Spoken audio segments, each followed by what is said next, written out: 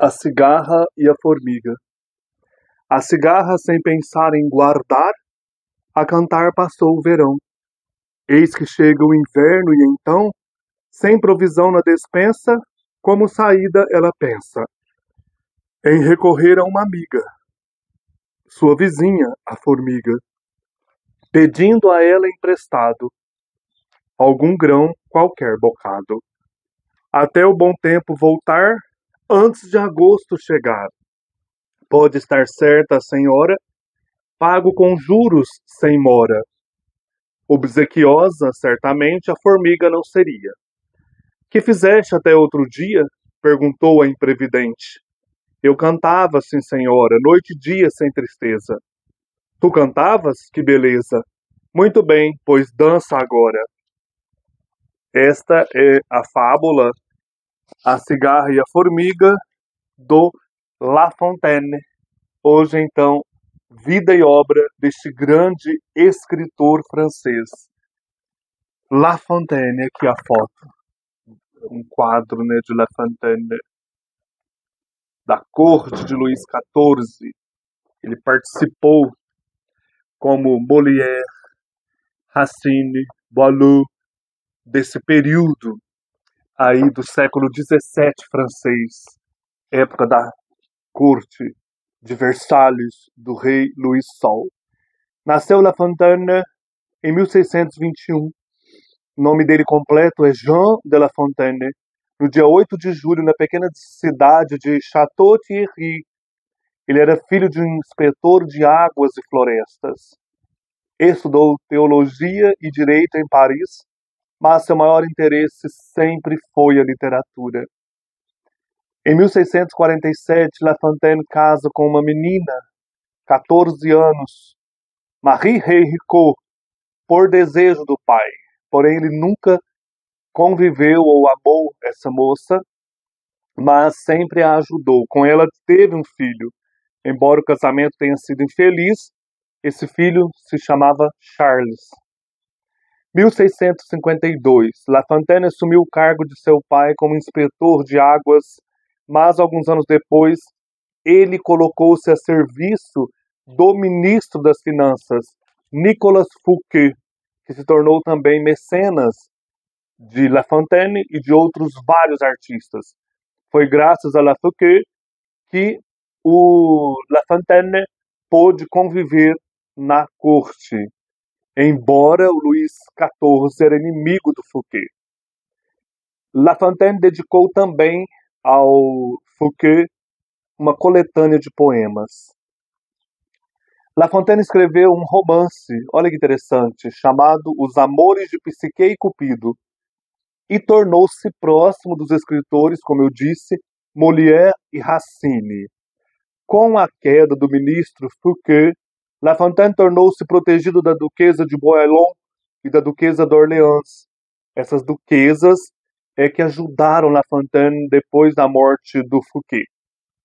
1668, foram publicadas as primeiras fábulas num volume intitulado Fábulas Escolhidas. O livro era uma coletânea de 124 fábulas, dividida em 6 partes. La Fontaine dedicou este livro ao filho do rei Luís XIV, ao Delfim.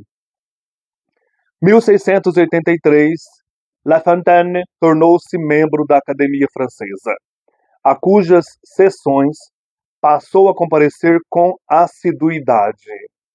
Na famosa querela dos antigos e modernos, o La Fontaine tomou partido dos poetas antigos.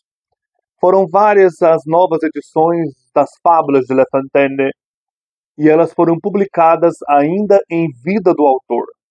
A cada nova edição, novas narrativas foram acrescentadas.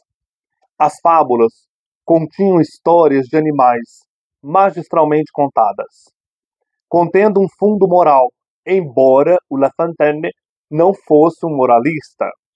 Escritas em linguagem simples e atraente.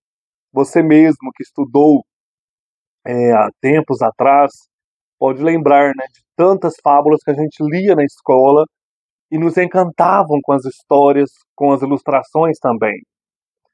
Era uma linguagem atraente e conquistaram imediatamente os leitores no mundo inteiro. 1692, La Fontaine, já doente, converteu-se ao catolicismo, renunciando a um livro de poemas e contos que ele tinha escrito antes, bem no começo da sua carreira literária.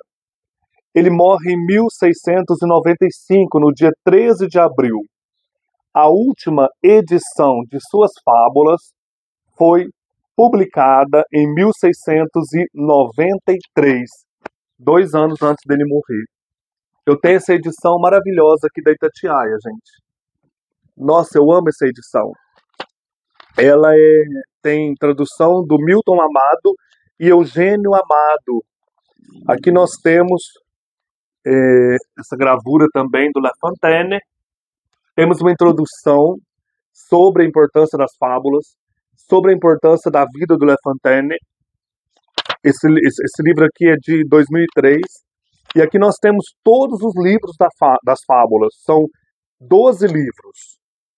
A introdução, eu gostaria de trazer algumas coisas aqui, olha.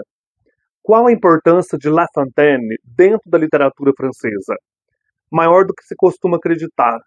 O fato de o conhecermos quase tão somente como autor das historietas das fábulas, gostosas de recitar, e como tanto essas fábulas nos ajudaram no curso secundário a adquirir um razoável conhecimento do francês, o escritor era habilidoso, sem dúvida, mas longe da grandeza do talento dos outros lumiares das letras francesas. Isso é o que nós muitas vezes pensamos.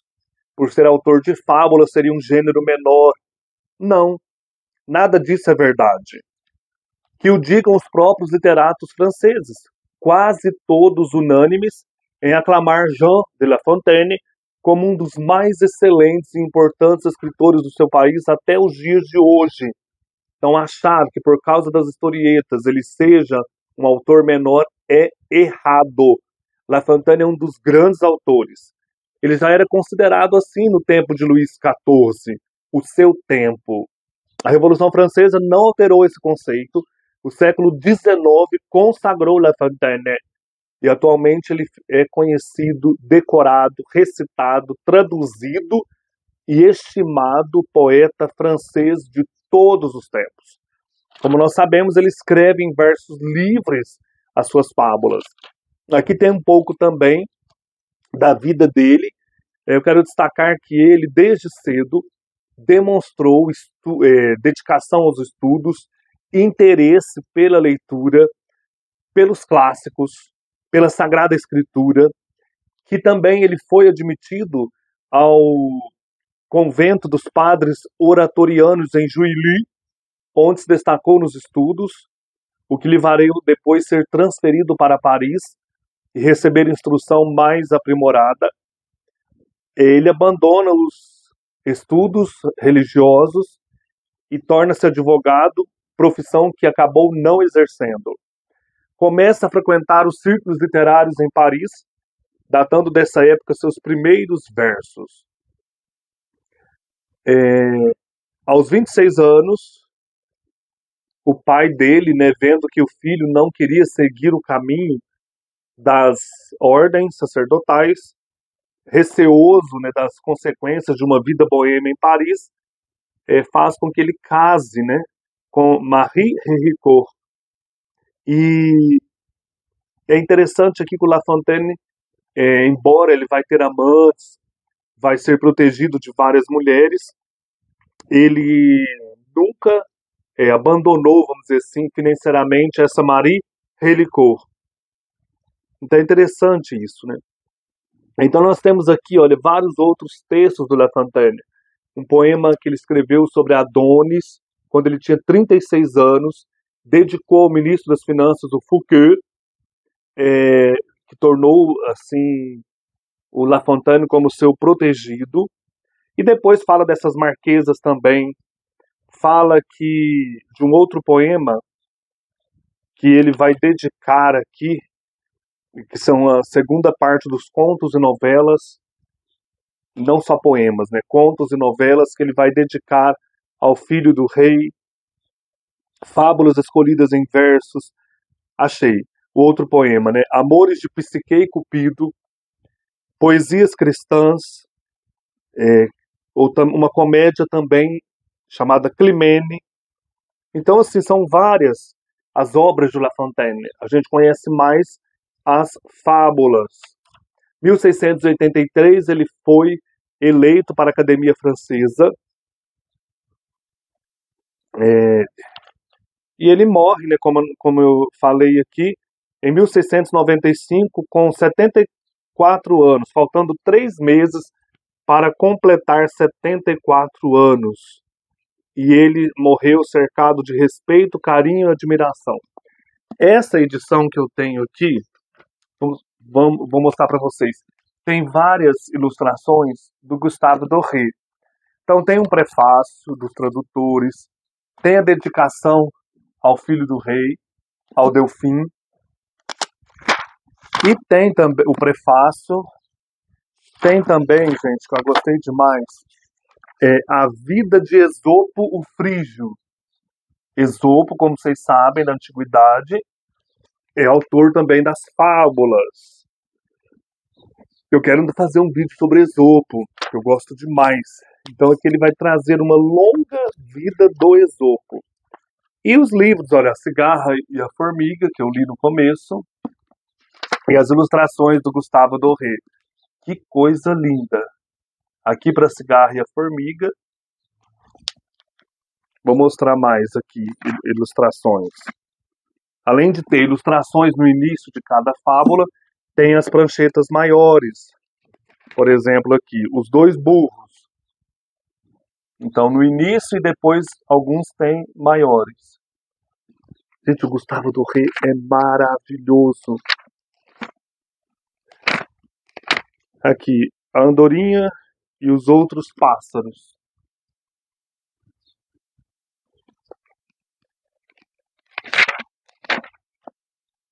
O Rato da Cidade e o Rato do Campo. Vocês têm costume de ler fábulas? Vocês gostam de fábulas? Tem várias ilustrações aqui. Eu gosto muito. Eu quero concluir com a fábula O Corvo e a Raposa. Mestre Corvão, num carvalho pousado, um queijo em seu bico trazia. Dom Raposão, com seu faro atilado, chegou-se e lhe disse, bom dia. Que bom ver-te aqui, meu amigo, tão bonito e elegante, é bem certo o que digo. Se teu gorjeio se equipara à plumagem que ostentas, rara, a fênix hás de ser dentre as aves daqui. Dentre as aves daqui. Ouvindo isso, de alegre não cabia em si o corvo, e quis logo exibir a voz. O bico abriu e assim deixou cair a presa que a raposa apanha e diz: meu caro bajulador não raro, vive às custas de quem lhe dá atenção. Acho que vale bem mais um queijo esta lição. Dom Corvão, confuso e vexado, jurou, mas era tarde, não mais ser logrado. Então ele foi cantar para fazer graça para a raposa e o queijo dele caiu do bico, né? E a raposa comeu, o raposão. Então é isso. As fábulas e vida e obra de La Fontaine. Um abraço e até mais.